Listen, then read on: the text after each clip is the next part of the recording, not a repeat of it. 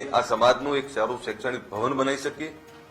એ જ રીતે અડાલજમાં અમે જ્યાં જગ્યા માંગી ત્યાં રાજ્ય સરકારે સૈદ્ધાંતિક નિર્ણય કર્યો છે કે હા તમને અમે બજારના 50% ભાવે આ શૈક્ષણિક ભવન બનાવવા માટે જગ્યા આપી રહ્યા છે। ત્યારે રાજ્ય સરકારનો પણ આભાર માનું છું, મને ભૂપેન્દ્રભાઈનો આભાર માનું છું, આદરણીય નરેન્દ્રભાઈ અમિતભાઈ શાહ સાહેબનો આભાર માનું છું કે જેમણે સંવેદના બતાવી અને આ સમાજ માટે પણ આ જમીનની ફાળવણી કરી છે। સાથે આપને કહું કે આ સંસ્થા જ્યાં બની રહી છે ત્યાંથી સરદારધામ 1 થી 1.5 કિલોમીટરમાં છે। અમે ઈચ્છીએ છીએ કે જે સમાજો વિકસિત બન્યા છે એ પણ અમને માર્ગદર્શન આપે, અમને સહકાર આપે અને અમારો એ પ્રયત્ન છે ને એમાં તમામ સમાજો જોડી રહ્યા છે। અને આપને એમ નવાઈ લાગશે કે રાત્રે 3 વાગે કેમ, તો એક સમાજ એક સંદેશો આપવા માંગે છે કે અમે હવે વ્યસનોમાં ડૂબેલા નથી, વ્યસનોના કારણે નશામાં ડૂબી અને અમે ઊંઘતા નથી, અમે હવે જાગ્યા છીએ। અમે હવે અમારા બાળકોના શૈક્ષણિક ભવિષ્ય માટે ચિંતિત છીએ, અમે ઊંઘ્યા નથી, હવે જાગ્યા છીએ। અમે રોજગારની દિશા પકડી છે, હવે અમે ઊંઘ્યા નથી, અમે જાગ્યા છીએ। એટલે આ સમાજ ક્લિયર સંદેશો આપવા માંગે છે કે અમે એક છીએ, એક થઈને તમામ સમાજોની સાથે મળી અને અમે કામ કરવા માંગીએ છીએ। તમામ સમાજો જે રીતે અમને પ્રેમ કરી રહ્યા છે, અમે તમામ સમાજોને પ્રેમ કરી રહ્યા છીએ। એ જ રીતે અમારે પણ આવનારી પેઢીનું, અમારા બાળકોનું ભવિષ્ય સુરક્ષિત કરવું છે અને એના માટે અમે શૈક્ષણિક ક્રાંતિ માટે ભેગા થઈ રહ્યા છીએ। હવે આ સમાજ બદીઓની કુરિવાજોમાં સપડાયેલો નથી, અમે એમાંથી બહાર નીકળવા માંગીએ છીએ। એનો દાખલો જોયો છે કે અમે દિયોદરમાં જે બંધારણ બનાવ્યું એ બંધારણ થકી સમાજમાં ક્રાંતિ આવી।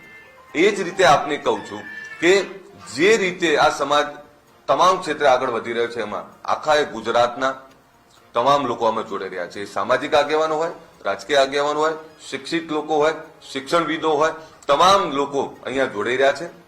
ઓલમોસ્ટ 7,000 થી વધારે ગામના અમારા સ્વયંસેવકો આવવાના છે અને આપને જાણીને નવાઈ લાગશે કે અમારા ગાંધીનગર તાલુકાના 20 થી વધારે ગામના અમારા આગેવાનો એવું કહ્યું કે જયારે ગુજરાતનો આટલો મોટો સમાજ અહીંયા આવતો હોય ત્યારે એમને જમણવાની નાસ્તાની વ્યવસ્થા, લાઈવ નાસ્તાની વ્યવસ્થા અમે કરીશું। એટલે એમનો પણ આભાર માનું છું। સાથે આપને નવાઈ લાગશે કે અહીંયા પાટીદાર સમાજ, અહીંયા બ્રહ્મ સમાજ, અહીંયા રવારી સમાજ, અહીંયા ભરવાડ સમાજ, અહીંયા ચૌધરી સમાજ, રજપૂત દરબારો સમાજ, તમામ સમાજો એવું કહે છે કે અમે પણ આ જે સમાજ આવે છે આ સમાજ પણ આગળ વધવું જોઈએ। તમે જે રીતે એક વ્યક્તિ ઘડતરનું કામ કર્યું છે, એક એવા યુવાનો તૈયાર કર્યા છે જે સમાજની ચિંતા કરે છે, રાષ્ટ્રની ચિંતા કરે છે, ગામની ચિંતા કરે છે, ગુજરાતની ચિંતા કરે છે। એવા લોકો જયારે આવતા હોય ત્યારે એમના માટે પણ અમે ચા પાણી નાસ્તાની વ્યવસ્થા કરીશું।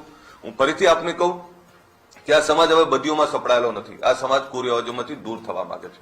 બીજું આપને એ પણ કહું કે કેટલાક લોકોની કેટલીક બાબતો એવી હશે કે કદાચ કુરિવાજોથી અથવા જે બંધારણો બને છે એનાથી કેટલાક લોકો દુઃખી હોય, અમે કોઈને પણ દુઃખ પહોંચાડવા માટે અથવા કોઈનું નુકસાન કરવા માટે નથી કરતા।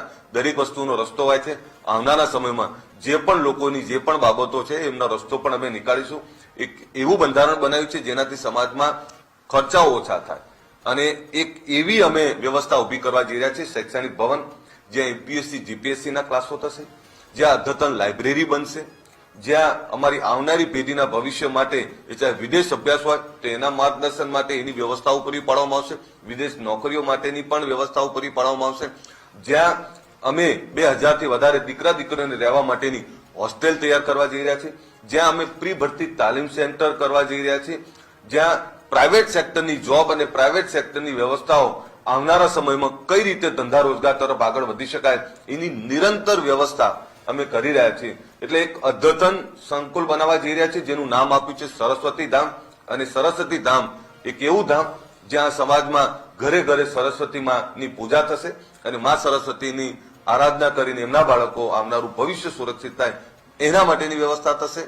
બીજો એક આપને કહું કે આનું ભૂમિપૂજન જયારે કરવાના છે ત્યારે એ ભૂમિપૂજન 11 દીકરા દીકરીઓના હાથે કરવાના છે જે 10 વર્ષથી નીચા નાની ઉંમરના હશે।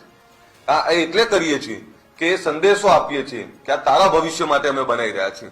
એટલે 10 વર્ષથી નીચેના 11 દીકરા દીકરીઓના હાથે ભૂમિપૂજન કરવાના છે અને આનું જયારે ભવ્ય ભવન તૈયાર થાય ત્યારે એ વખતે પણ બીજો એક મોટો ભવ્ય કાર્યક્રમ કરવાના છીએ। પરંતુ એક એવું ભવન બનાવવા જઈ રહ્યા છીએ જે ખૂબ અદ્યતન હશે અને ગુજરાતમાં આ સમાજની દિશા નક્કી કરનારું હશે। આ ભવન એ ખૂબ મોટી માતબર રકમના ખર્ચના આધારે થવાનું છે ત્યારે એમાં પણ હું એવું માનું છું કે અમારા તમામ લોકોનો સહકાર મળી રહ્યો છે।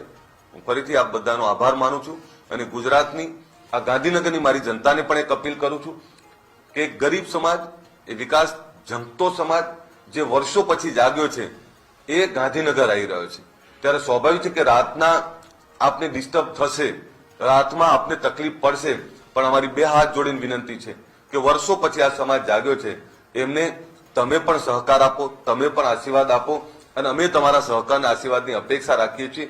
થોડીક તકલીફ પડશે, ક્યાંક આપને અગવડ પણ પડવાની, પણ મારી ગાંધીનગરની જનતાને ફરીથી વિનંતી કરું છું કે આ સમાજ તમારા ભરોસે, તમારા આશીર્વાદ અને તમારા સહકારના ભરોસે અહીં આવી રહ્યો છે, ત્યારે આ સમાજના લોકોને પણ તમે સહકાર અને આશીર્વાદ આપો એ વિનંતી કરું છું. ફરીથી હજારો લાખોની સંખ્યામાં જે લોકો આવી રહ્યા છે એ બધા વૈચારિક ક્રાંતિ માટે આવી રહ્યા છે, સમાજની એકતા માટે આવી રહ્યા છે, સમાજના વિકાસ માટે આવી રહ્યા છે, સમાજની આવનારી પેઢીના ઉજ્જવળ ભવિષ્ય માટે આવી રહ્યા છે. આ એના માટેનું આયોજન છે.